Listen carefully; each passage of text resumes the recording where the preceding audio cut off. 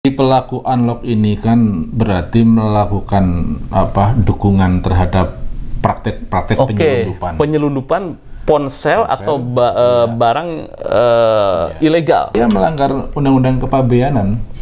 Pelaku dan yang meminta jasa. Sama, itu kan sama dua-duanya. Keduanya kan berserikat untuk melakukan kejahatan. Iya. Tuh, berapa ancaman hukumannya nih? Itu kan dituntut pada pasal 102 ya huruf A Undang-Undang Kepabeanan yang ancamannya bisa merujuk pada ketentuan KUHP pasal 480 itu bisa diancam sampai 5 tahun penjara. Wow, luar biasa, berarti berat ini. Assalamualaikum warahmatullahi wabarakatuh. Waalaikumsalam warahmatullahi wabarakatuh. Pemirsa pada Suat TV masih hangat tentang pembicaraan pengendalian email. Jadi email, pemirsa, semua handphone itu ada emailnya. Ada di sini. Nah, kemudian juga arus barang biasanya yang resmi itu didaftarkan emailnya ke perindustrian. Dari perindustrian kemudian muncul notifikasi. Nah, habis itu email resmi dapat sinyal oleh layanan seluler. Oke, itu sudah berjalan sekitar 2 tahun dan cukup efektif itu untuk membendung peredaran ponsel black market.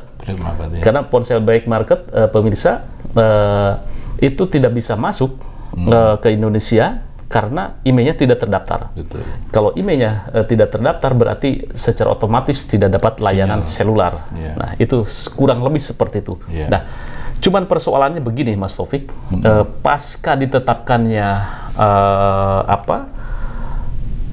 penerapan pengendalian email, jadi ada belakangan muncul di e-commerce jasa unlock. Unlock itu berarti kan membuka email yang terblok. Nah, jadi ponsel black market masuk secara otomatis kan tidak dapat layanan seluler karena tidak terdaftar di emailnya. Jadi ketika email diaktifkan atau handphone, katakanlah iPhone diaktifkan, secara otomatis tidak akan ke-detect dapat sinyal karena sudah diblok oleh operator, karena sudah tahu bahwa ini email tidak terdaftar. Nah, cuman ada seringkali bangsa Indonesia ini sangat kreatif ya. Betul. Nah, jadi blok, kemudian ada jasa meng-unblock email sehingga membuka ya. Nah, membuka sehingga email yang tadinya terblok oleh seluler, layanan sistem secara sistem, itu bisa dibuka, bisa mendapatkan layanan seluler. Nah, itu pun masih sekitar 30 hari atau apa gitu kan, yang ada yang menjadikan sampai permanen. Nah, kalau Anda melihat ini pelaku unlock ini itu ya, ini masuknya payung hukumnya kemana ini? Jeratan hukumnya? Iya.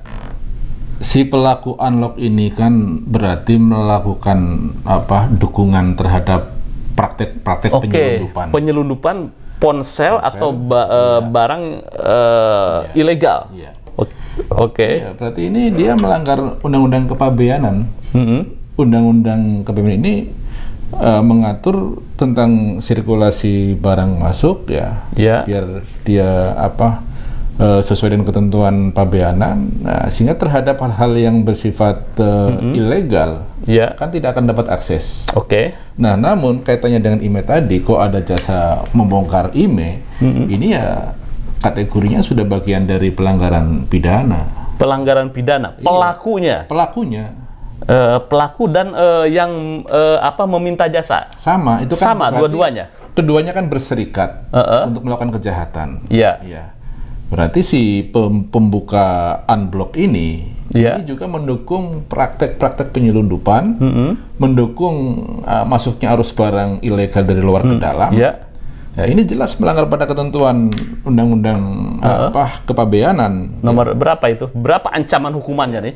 Itu kan dituntut pada pasal 102 ya huruf A Undang-Undang Kepabeanan yang ancamannya bisa merujuk pada ketentuan KUHP pasal 480 itu bisa diancam sampai 5 tahun penjara. Wow, luar biasa. Berarti berat ini. Berat. Kita cuma membuka, kemudian juga meminta jasa. Betul. Pelaku dan yang memesan juga sama terjerat di sini. Bahkan itu bisa masuk kategori penadahan itu. Kategori penadahan. Okay. Jadi begitu ada masuk barang, si para ahli unblock ini kan samanya dengan mengaktifasi hal-hal yang tadinya dimatikan itu, dan dia bisa menjadi penada di situ. Oke, masuk ancaman hukumnya di sini. Di situ, ya pada pasal 480 Undang-Undang KUA Pidana itu. Ya, masuknya berapa itu ini ya? Ancamannya bisa 5 tahun. 5 tahun. 5 tahun penjara. Berarti 5 tahun penjara tambah 5 berarti bisa 10 tahun. Enggak, 5 tahun. Oh, 5 tahun. Oh, jadi pasalnya ini bisa pasal di 480 gitu ya. Iya. Nah, perilaku ini kan banyak nih. Beberapa saya temukan ini di e-commerce muncul jasa unlock. Gituan 900.000 permanen. Nah, itu begitu ituan ya. Nah, bagaimana nih tindakan hukumnya agar katakan ini yang membuka jasa ini biar kapok ini? Ya, ini kan bagian tugas dari cybercrime ya. Jadi di kepolisian kan ada satu divisi cybercrime. Ini yang tugasnya adalah melakukan monitoring terhadap persoalan yang terkait dengan masalah cyber. Termasuk di dalamnya adalah keluar masuknya barang yang berhubungan dengan itu. Bea cukai bukan di situ? Bea cukai juga bisa terlibat di situ. Nah, kalau bea cukai kan ya memang ini bagian dari kepabeanan kan, bea cukai juga di situ. Ya. Tetapi kalau udah di e-commerce kemudian juga buka lapak lah katakan jasa itu, berarti bagian cyber. Cyber itu. Cyber kepolisian, pihak kepolisian. Nilainya itu situ itu. Ya. Itu tidak perlu delik aduan ya? Tidak perlu. Langsung begitu ada temuan langsung harus bisa diciduk. Bisa. Ya. Oke. Tapi biasanya kan mungkin belum ada pelaporan. Kalau masyarakat melaporkan itu? Jadi kalau ada pelaporan masyarakat, ini kan si pelapor pasti akan dilindungi. Iya.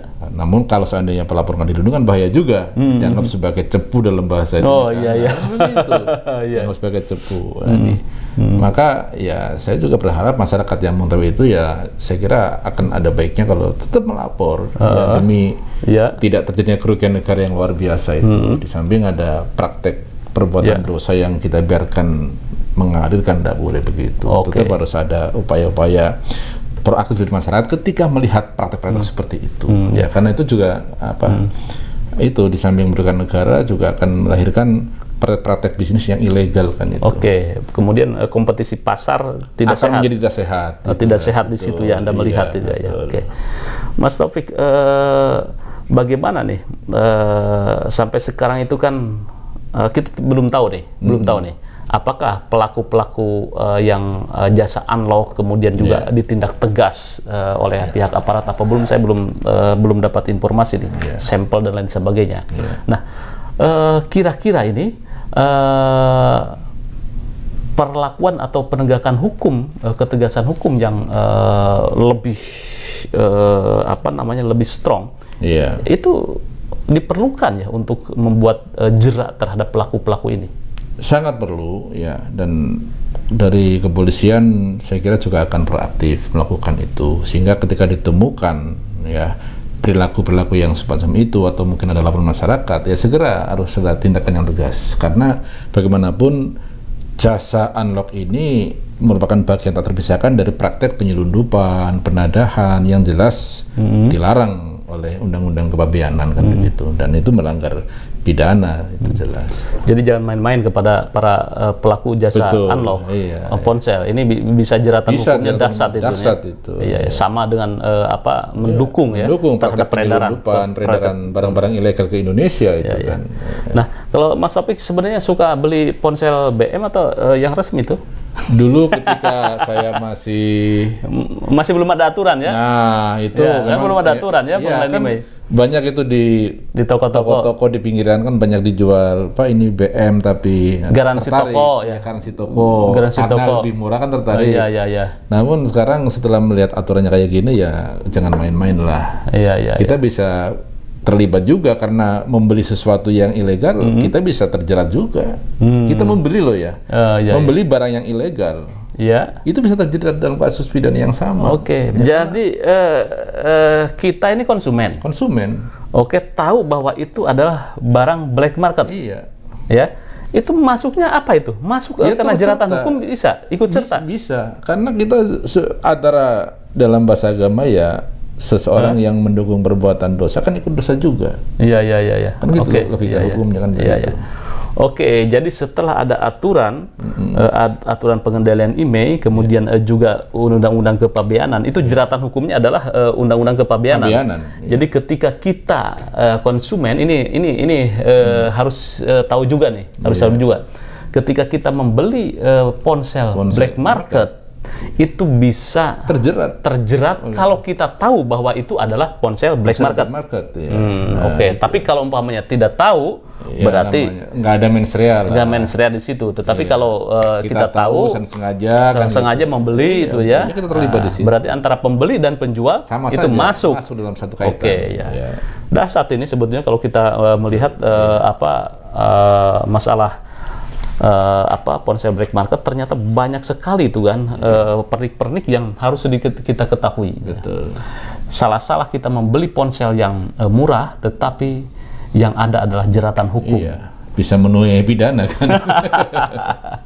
Oke, pemirsa, bagaimana Anda? Apakah masih tertarik dengan ponsel black market atau lebih baik mahal sedikit tetapi halal? Tapi itu menurut saya setelah ada aturan pengendalian email, lebih baik kita cari selamat, ponsel, cari selamat hukum, juga cari selamat layanan. Karena pada intinya setelah ada pengendalian email, semua ponsel black market itu akan diblok. Percuma Anda mengeluarkan uang 5 juta, tetapi cuman beberapa saat saja dapat layanan, setelah itu diblok dan jeratan hukum menanti Anda. Terima kasih. Jangan lupa like, share, subscribe pada Suara TV. Wassalamualaikum warahmatullahi wabarakatuh. Waalaikumsalam.